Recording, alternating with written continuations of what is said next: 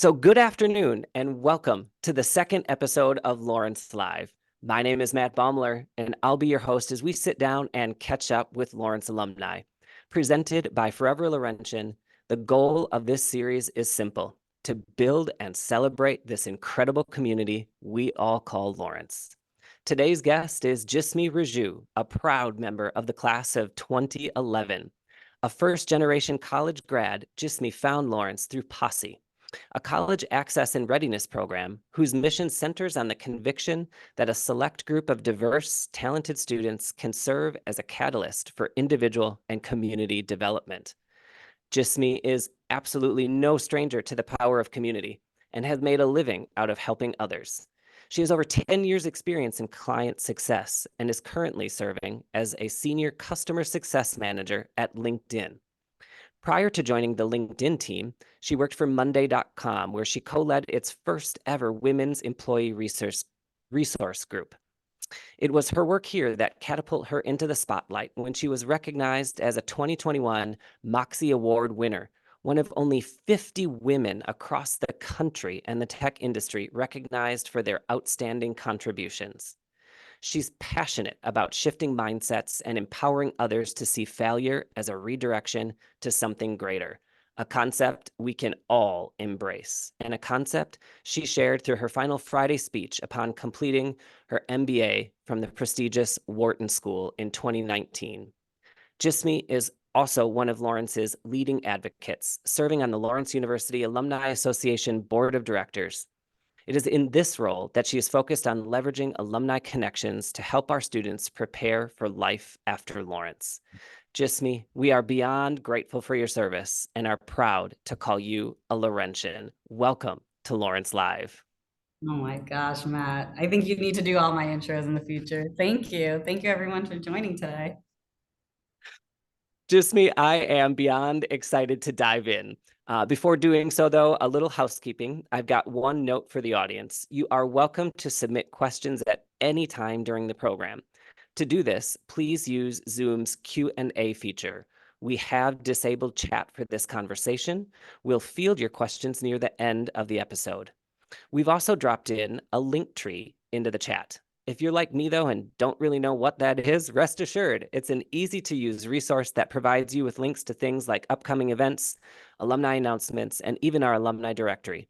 Perhaps most importantly, though, there's a link for you to share your own story. Today, we're going to learn about Jismy's story, and I'm hopeful it will encourage others to share their stories as well. All right, Jismy, let's do this. Sounds good. You hold both a BA from Lawrence and an MBA from the Wharton School. To say that you are a high achiever would be a flat out understatement. It's your approach, though, that inspires me the most. And as part of your final Friday speech at Wharton, you shared that you had been rejected no less than 773 times. But that rejection means having the heart to attempt the impossible. So my question for you is, what has been your impossible? Oh my gosh. That's a really tough question, Matt. What has been my impossible? I think for me, it's been overcoming my own insecurities, my like the negative feelings that I have sometimes about myself. Because we all do compare, we all do look at other folks' journeys and think like, have I done enough? Am I enough? Could I do more? And what I've realized is that it doesn't matter, right? Like at the end of the day, it's overcoming your own mindset and making sure that you do what you want. And so in my speech, I talked about the number of rejections I had. And it was interesting exercise to do for me because I decided to sit down, write down in the past 4 years how many times I've been rejected in all aspects of my life, right? So it's not just career, it's, talking about my personal life, talking about interactions with people. And to see that number and then to look back and say, like, hey, I'm still here and I'm still pushing forward. I think that was me like surpassing my impossible, just to know that like you can get up and you can keep going. You may lay down for a little bit. I've laid down a little bit, but you ultimately get back up. All that is so fantastic. Those rejections, those moments of self-doubt and question, Yeah. shape who you are, who we are today, right? You've even shared through your role on the alumni board that there were times at Lawrence where you felt lost and were questioning your own journey here on this very campus. But all those rejections and questions and doubts, they've led you to where you are today, Yeah. which is in a highly successful role as a senior customer success manager at LinkedIn. For the record, Jismy treated me once to a fabulous lunch in the LinkedIn corporate cafeteria. It was astounding. If you take nothing away from this, know that you should call Jismy for a lunch at LinkedIn. But in your role, Jismy, how does this role, what does it mean? What do you do in that kind of a role? And how does it fulfill your personal mission? Yeah, so I work as a senior customer success manager. And the best way to summarize it is I'm a therapist, I'm a person that creates strategy, I'm a person that helps find solutions. We were working with customers. I helped them implement a product that they bought, and then making sure that we can really meet the needs of the business, right? So I say therapist, I say a person that creates strategy because you have to get on a call quickly, establish a relationship with people you've never met from different backgrounds, and then show them that you are their trusted advisor and that you truly care. So you have to build that rapport, you have to build that trust, and ultimately help them achieve what they want.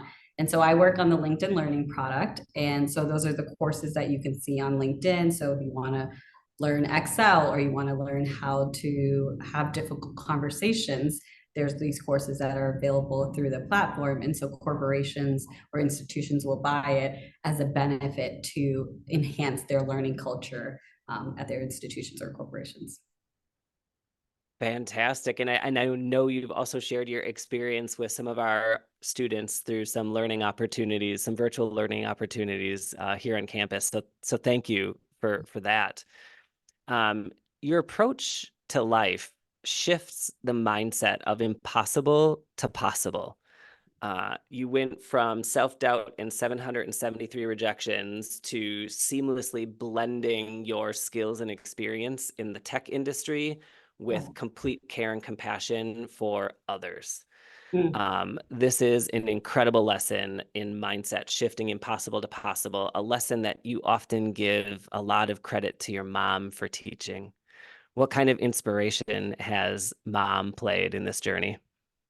Uh, mom has Mom's been very important. I think the whole family has, to be frank. My mom, my dad, and my brother all play a very pivotal role in my life, and they have created or helped create who I am. They're obviously my own individual, but I've taken different components from each of them. And with mom, I highlighted her in my speech because one of the things that I got from her is just seeing someone be so brave, right? She came to the States with me and my brother and my dad, and she was older. She didn't know English that well. We had to quickly assimilate to a different country, a different language.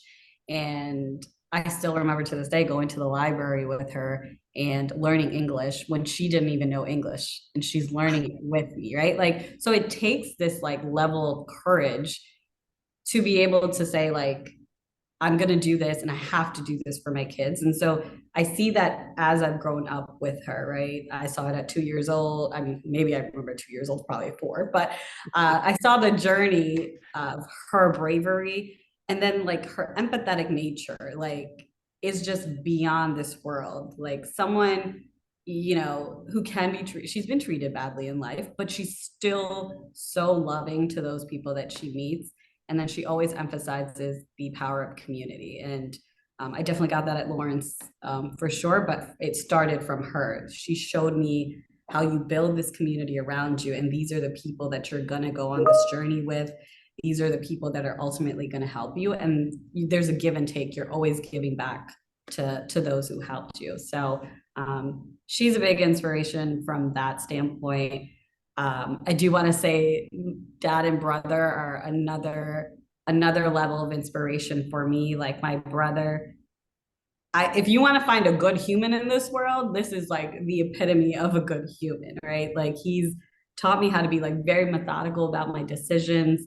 He's again also that empathy. It seems to be like a very big characteristic across all members of my family. But I go to him for all my life decisions. That man helps me like break down like the little details that I need to think about and how to approach it from a like a high level standpoint. And I have to give him a lot of credit being the first, you know, in our family. He's the older brother, had to do everything he's done with no support and guidance. And to have someone that kind of like had to take all the hits, and then I just get to kind of, you know, walk through a little bit. My journey's obviously been hard, but just to have someone kind of take the initial first impact is beyond, right? And dad also played a role in, he's the one that gives a little spice to Jismy. Like the feistiness comes from him, right? He's the one that's helped me get to this point of having very open conversations with people. One of the best advice he gave me, and I always talk about this in my career journey, is always talk to people, right? Like, don't be very selective about who you talk to. And I saw this at a young age. We would be in the park playing. That was the thing we did. And he would just talk to random people. Like language barriers were an issue, like no commonality. And you see this man having like robust conversations. And I would be like, Dad, what are you doing? He's like, you have to talk to everyone. Everyone has a story and there's something to learn from them. So don't dismiss them because they don't fit into, you know, what you are comfortable with or your life or things like that. And so all of these people have kind of from the early ages have kind of influenced me to be and approach life the way I have, you know. I love that. And you have to know, you recently shared with me this lesson that dad taught you, talk to everyone. And I took that to heart, and my son, who is 13, is definitely on the shy side. And I went home that night and shared with him this lesson, and he kind of looked at me like, yeah, dad, whatever, and didn't say a lot. The very next day, he came home from school and told me that he talked to their theater instructor at school. And fast forward now a couple of weeks, and he has signed up for a theater elective in school next year because this instructor invited him in and is helping to pull him out of his shell. So shout out to dad, and I haven't even met him. It's amazing advice. Yeah, definitely. I think the power of connecting with people and going back to community, if you don't speak up, you never know what's out there, right? Yeah. And I get it from the perspective of like if you're shy or you're introvert, like I may seem like an extrovert, I may seem like an introvert some days. I'm kind of in the middle. So I don't always get excited to walk into a room and have to completely connect with strangers all the time. There is a level of like anxiety that comes with it. But then I change that perspective and go back to what dad says. It's like, actually, we love learning about people's stories, right? We're all addicted to reality TV. Like talking to someone, it is reality TV in a certain way, right? So I'm glad your son was able to benefit from my daddy's advice. I know. I just thought that was too darn cool. Your community of influence is incredible, and it certainly extends to those here on this campus. So I'm curious, who is the faculty member? And I'm going to limit you to giving me one name, one story. Oh my The God. faculty member that has made the biggest impact on your journey here at Lawrence. You're gonna make him mad. There's so many. Well, then break the rules and give me more. But my question is Okay. one, so I start get there. asked for forgiveness. I'll say two. So first is Matt Stone King. He was not a professor, but he played a very important role in my life because he was the first mentor for the first Posse on campus. Yeah. So I have to give him a lot of kudos to one, take on 10 New Yorkers, agreeing to, you know, shepherd us through the Lawrence experience and through Wisconsin. And he did an amazing job. He embraced us. He was our dad. He was our pseudo dad for the 4 years, right? We went to Thanksgiving at his house. We got to know his family. He he was there exactly how we need it. And I want to commend someone like that for not knowing what he's about to walk into, but like completely embracing it. And to this day, he still gets excited to see what we're doing and reaches out. He's doing amazing things. He's a physics professor. So he's obviously done some really cool things. I never took a physics class with him, but from a personal side, he was great. And then the second would be Professor Fares. I was a Spanish major at Lawrence, and I ended up living in Argentina and doing study abroad because of Professor Fares and expressing to me how beautiful the country is and making me fall in love with the language and just being very supportive when I went out there. And so that changed my life to be able to say I lived in another country for a very long time and was able to speak the language and survive. Wow. Yeah. Two huge influences. I actually ran into Professor Stone King at the beloved VR just the other week and let him know that we are doing this. And I also let him know how much you loved his blueberry pie.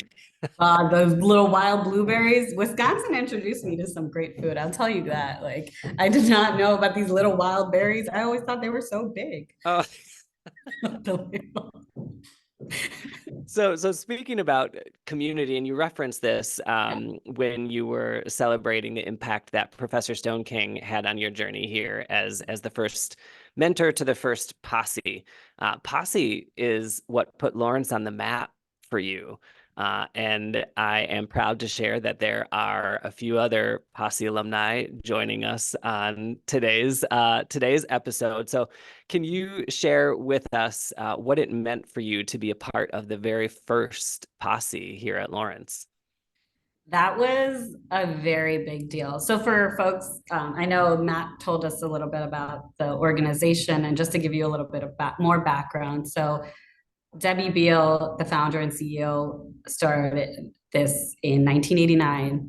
And the way she was inspired by this, what she ultimately created was because she was working with a group of students. One of them went off to college and came back and dropped out. And he said, if I had my posse, I would have never dropped out. And the 80s, the concept of posse was, your support system, your squad, your friends. And so she came up with the idea, if I sent students in groups to these institutions, they would have that support system and graduate at a higher rate. And coming to Lawrence with like 9 other people and having that support system is out of this world, right? So there's 9 people that understand your experience, understand what you're feeling. Also having like Matt as our mentor. So there's like a faculty that understands us. We also have the office in New York helping us, in different ways with like from a career standpoint. So there's not a chance like to feel like unloved or unsupported. And I think that's what happens in a lot of cases when you don't have that community, that support system. It's easy to fall to the wayside, right? It's easy to feel forgotten. It's easy to feel lost. And I am grateful for this day that the organization came into my life.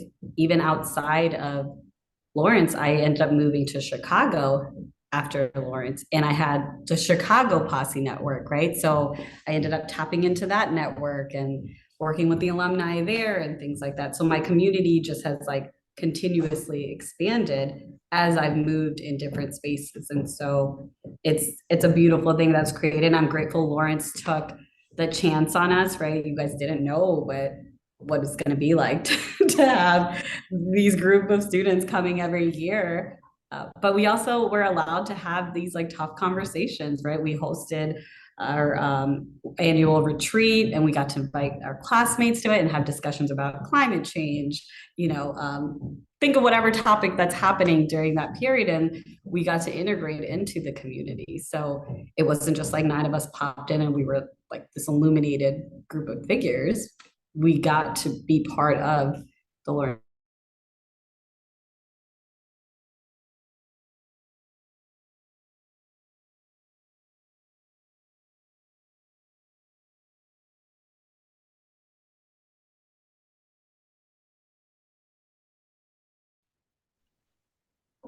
Oh, there you're back. You're Yes. perfect. Okay. All right. My apologies. No In worries. the wonderful world of tech. Yeah. Thank you. Thanks for sharing a bit about that that powerful Posse experience and how community really helped you through your journey here at Lawrence. And you also in your Lawrence story acknowledge that you wanted to experience a world different than the one that you were familiar with at home. And Posse, as you just acknowledged and celebrated, they helped you to find that different world and here at Lawrence. But what was it about the Lawrence environment outside of Posse Mm. that allowed you to thrive in what I'm going to call this world of difference for you? I would say now, looking back, having gone to a larger grad school and comparing the differences, I think size obviously played a factor, but I would say it was just like the level of access you had to folks in the institution, right? Like Jill Beck was our president, I believe, at the time. And to be able to like have a dinner through a very student club with her is so powerful. Like, when do you get opportunities to sit down with the president of a university? Um, there's other instances of, having conversations with professors in their homes, like because they invited a group of students to, learn about the food, the culture, some like different aspect. And that meant a lot to me because I grew up without, my parents both didn't have college degrees. A lot of folks didn't go into the industries that I ended up going into. And so my world, despite New York being as big as it is, was smaller than you'd imagine, right? So Lawrence exposed me to also the other side of the world. The Midwest is a very different world than the East Coast, right? So learning about what the other side, what middle of America looks like, what are the values, what are the different traditions, and so to have a safe space to kind of just figure myself out was really critical in my growth. You guys gave me a lot of confidence, right? You do empower folks, like your teachers, your faculty, like security, everyone like is very excited to see you from a day-to-day basis. And so when you are constantly getting that love, that affirmation, that access, and your voice is heard, right? Like we are a big thinking and writing school, right? So discussion and debate is just part of our culture. And that was critical coming out of it to be able to like, hey, I can articulate a point. I am actually smart. I am actually meant to be in these spaces. And so to have 4 years to kind of experiment, do what you need to do to figure out yourself was kind of nice. We've got a question from Billy, class of 2014, that I think is a terrific follow-up. Okay. You talk very positively about the experience here, but when you look back on it and think of us, is there a situation or experience you would have made a different choice in? Is there anything that you would have done differently, or something that you wished you would have tried that you didn't have the opportunity to try? Mm, that's a good testing because I did try a lot of random things like fencing, football manager, like different things. But mm, I would say I was scared in the beginning. Even though I had a positive experience, I definitely um, was scared to kind of just follow what I naturally like leaned into. So, for example, I did become a Spanish major, but initially I was like, told look at bio or medicine, or my dad wanted to be a nurse. Okay, so I'll just admit it up front. I knew I could not do it. I knew I could not achieve it. Like I'm not a science girl. Uh, but I think this is my first time in college. Obviously I don't want to disappoint them. They are looking to me to kind of obviously help the family out and things like that. And so there was this like internal battle on, do I stay in something I'm not passionate about, something I'm not doing well in, Mm-hmm. and keep going and be miserable, or finally be selfish in life and lean into something I'm actually excited about. And so that took a year and a half. GPA was not that good for a while, but once I embraced that part, I was able to pivot. But I wish I did it quicker because I think I could have, done more with it. Could have experienced a lot of different things. So I would say that would be one of the areas I wish I kind of just took a chance on. All right. Just trusting my gut, I guess. Fair enough. So that was the past. Let's look ahead into the future. And Susan from the class of 76 wants to know what steps could Lawrence's new innovation and entrepreneurship major and program and newly launched business major take to support more women going into business? What could they take? Yeah, what steps could we lift up here at Lawrence to help get more women, to help support more women going into business? Yeah. I think obviously getting more leaders that are women to connect with the students who are just starting to explore. I think it's presenting what business looks like. I think folks still have a very archaic mentality of what business is, right? It's the suit, it's the 9 to 5 grind. You're either in finance, you're in or something else, and that's not what business looks like, right? You can have your own business. You can start it while you're a student. You can be in business. I'm in tech, but there is a business aspect of tech. And that's what I kind of encourage everyone as you're looking as a career. Don't focus on like what industry, but focus on like the role you want. Do you want to be someone that talks to people all the time? Do you want to be someone that solves problems? And so I think presenting it differently and having actual mentors and leaders that look like them and have experiences like them is the critical I think next step. But I love that, and you're putting out an all call.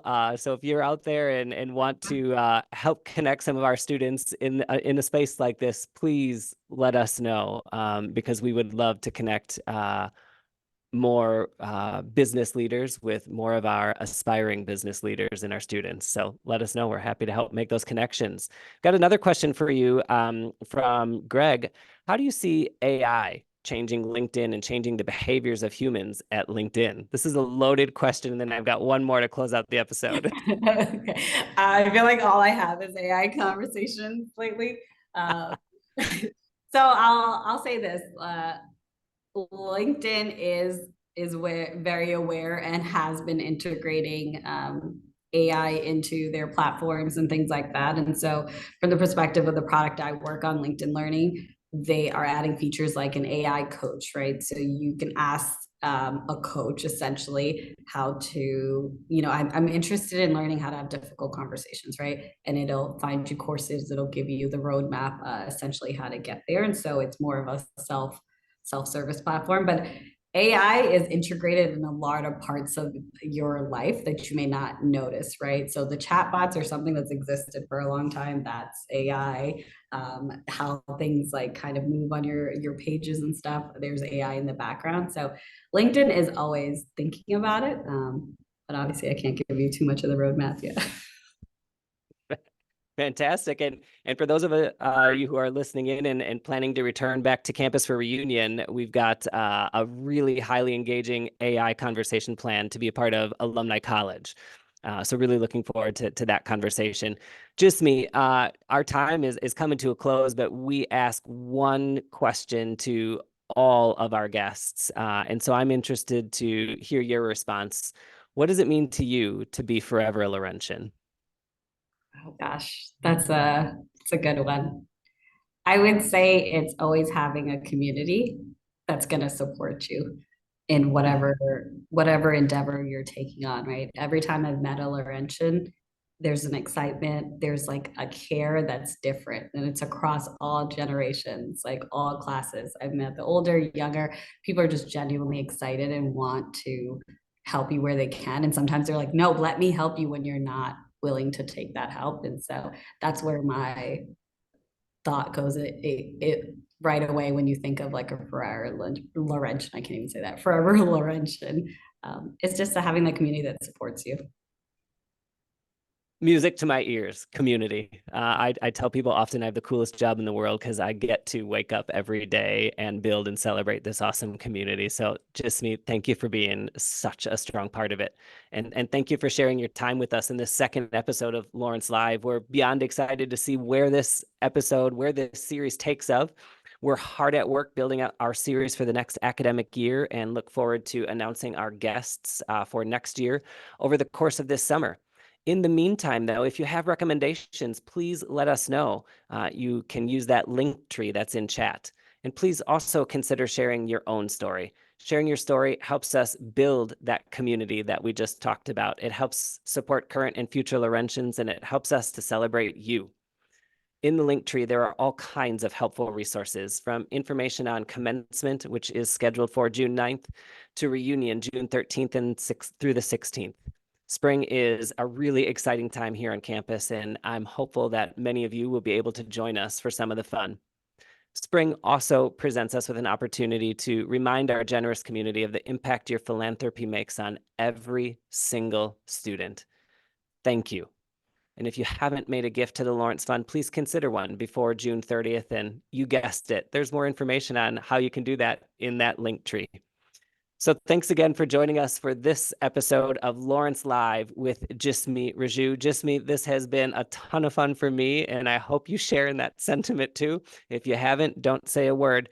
I'm your host, Matt Baumler, and I want to remind everyone that you are a student for 4 or 5 years here on this campus, and you are forever a Laurentian. Thank you.